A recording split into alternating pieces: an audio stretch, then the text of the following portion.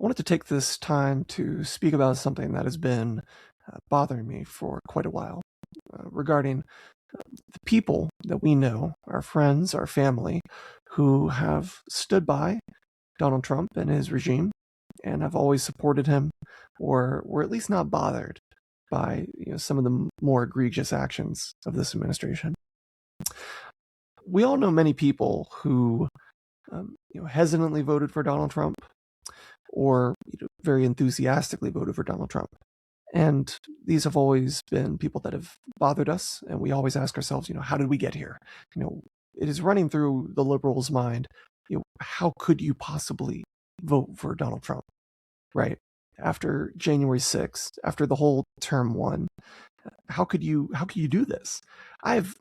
Personally, me, myself, I still don't accept that people voted for him for 2016, for Trump won.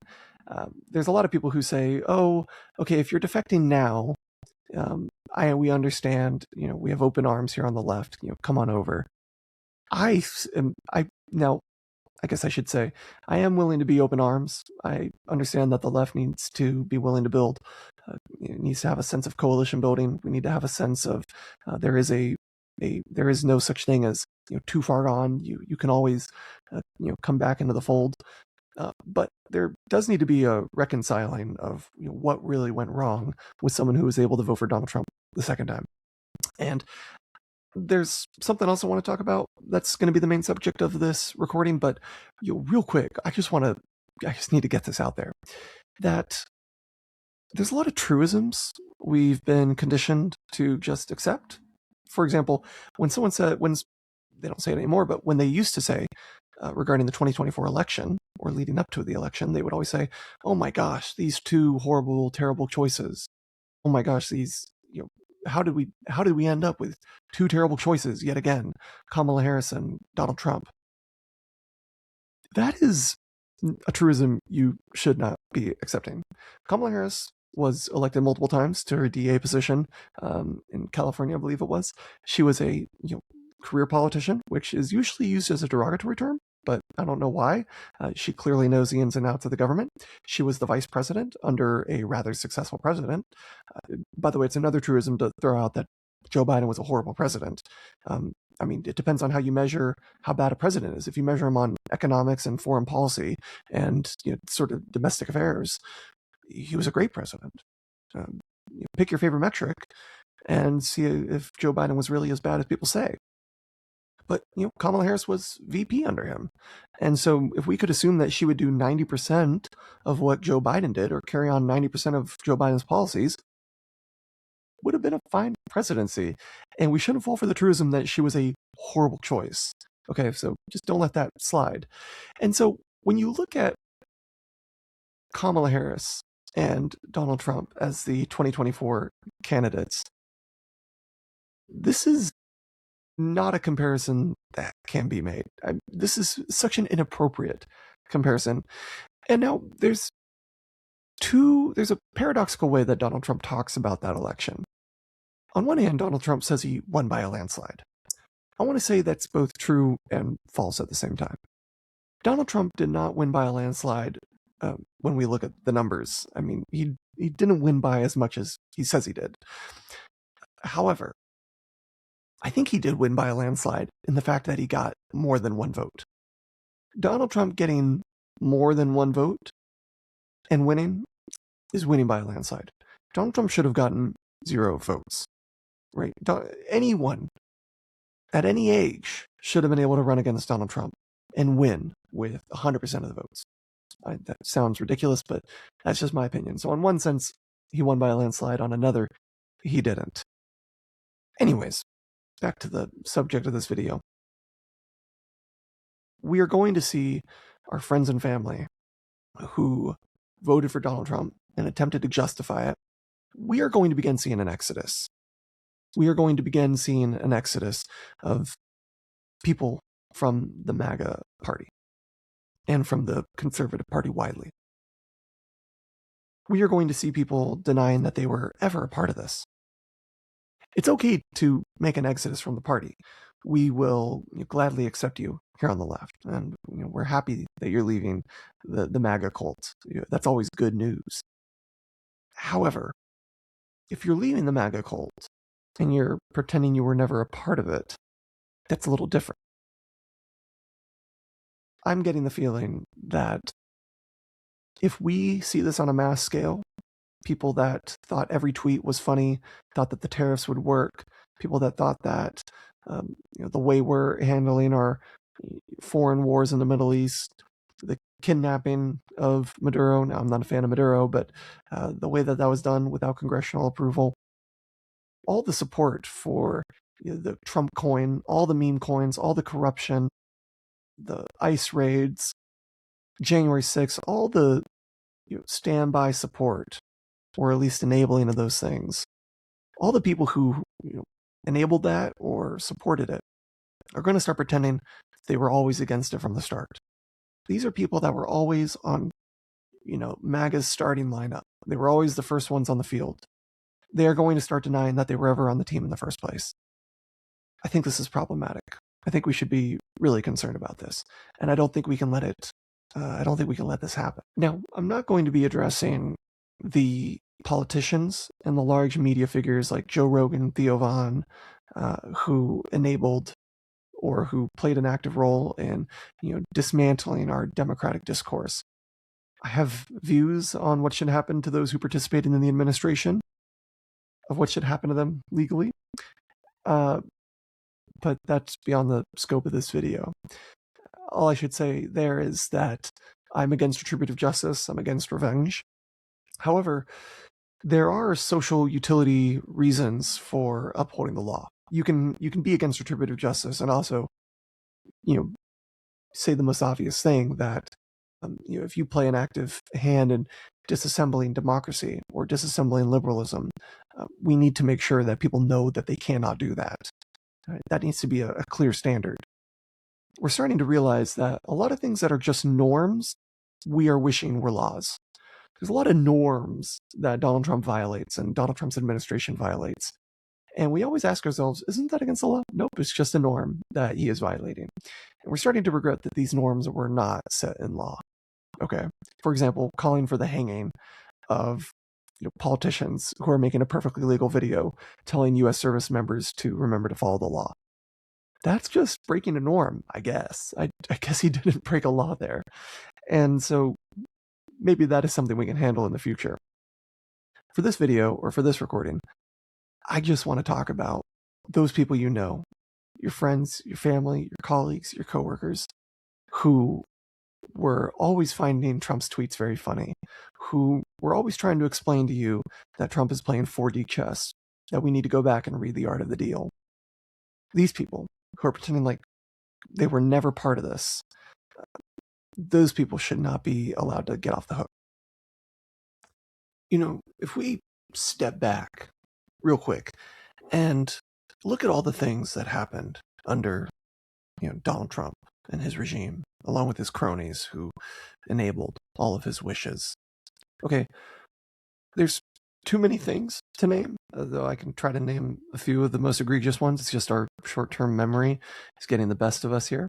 But I have always focused on January 6th the most. I think January 6th is still one of the biggest infringements on American democracy that we've seen. And I have no good sense of time here. I would say 100 years.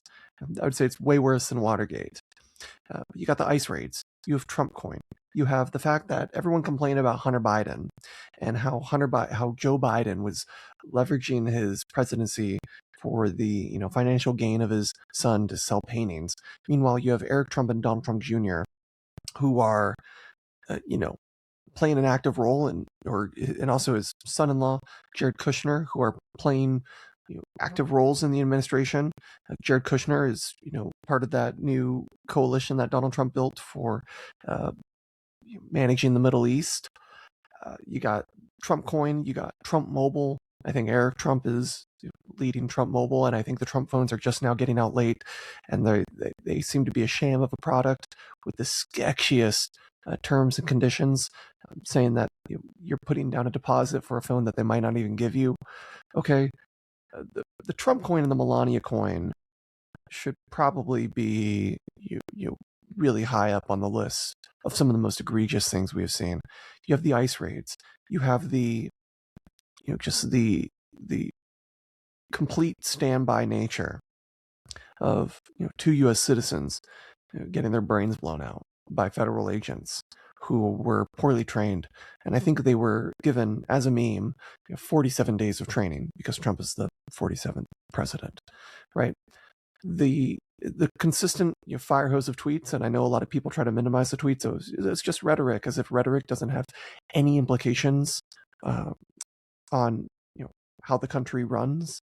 That rhetoric has no downstream effects on foreign policy and has no downstream effects on how the democratic conversation and dialogue goes on in the country.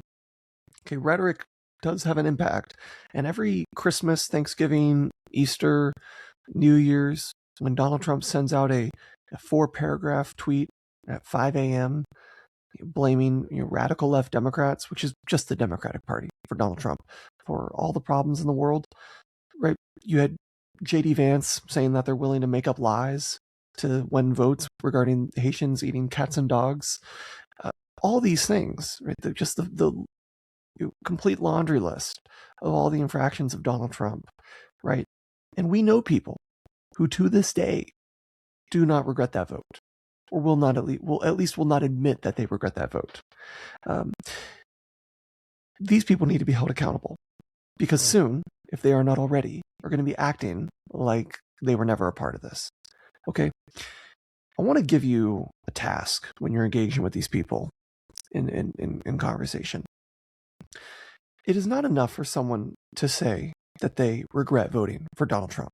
That's not enough. Okay? We need people to say that they should have voted for Kamala Harris. It's not enough to say you regret voting for Donald Trump. In fact, I know many people who voted for Donald Trump who say that they regret voting for Donald Trump, but then just say they wish they would never have voted, which allows the truism that Kamala Harris was not a good candidate. It allows that truism to persist when she was a great candidate. She was a great candidate. And I'm willing to debate that point to anyone who wants to reach out and challenge me on that. We need people to say, if people want to defect from the MAGA movement, that's fine, but it's not enough for them to regret voting for Donald Trump. They need to say that they should have voted for Kamala Harris at this point. No, with the knowledge of all the things that Donald Trump has done. They might try to say, oh, well, at the time, my vote for Donald Trump was justified. Now, I don't believe that is true. I don't believe a vote for Donald Trump was justified in the 2024 election. I don't believe it was justified in the 2016 election. But regardless, you can try to give them all the cushion they need in the conversation by saying, knowing what you know now, seeing the list of all the things that Donald Trump has done, the corruption, the erosion of our democratic norms, the complete capitulation to bad state actors, the filling the executive branch with sycophantic freaks, okay? The wars in the Middle East that it doesn't seem anyone is in support of. All these things, knowing what you know now, you should be able to say that you should have voted for Kamala Harris. And then when someone said, I had someone recently tell me, oh no, if we voted for Kamala Harris, we would have had our own problems.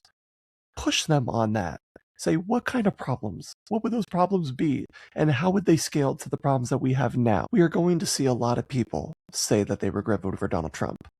That will not be enough to continue our democracy, business as normal.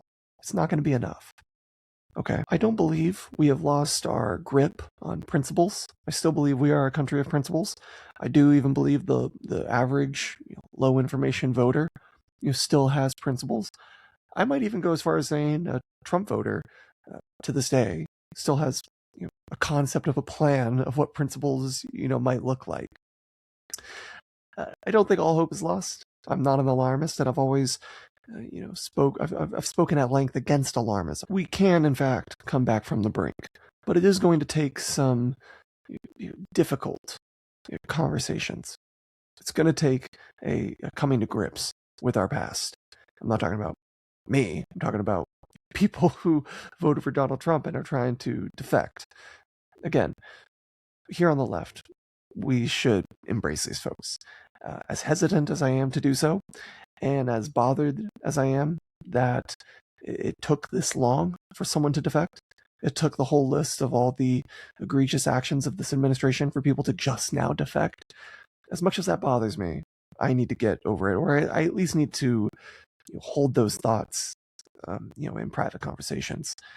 These people do need to have somewhere to go, because if we don't let them come home on the left, okay, these folks are going to run to Candace Owens and Tucker Carlson and Nick Fuentes. Okay, they're going to end up, in the neo-Nazi pipeline, and we don't want them to go down that road. So we need to have, hesitant but still open arms for these folks who want to defect. But this defection cannot happen without accountability.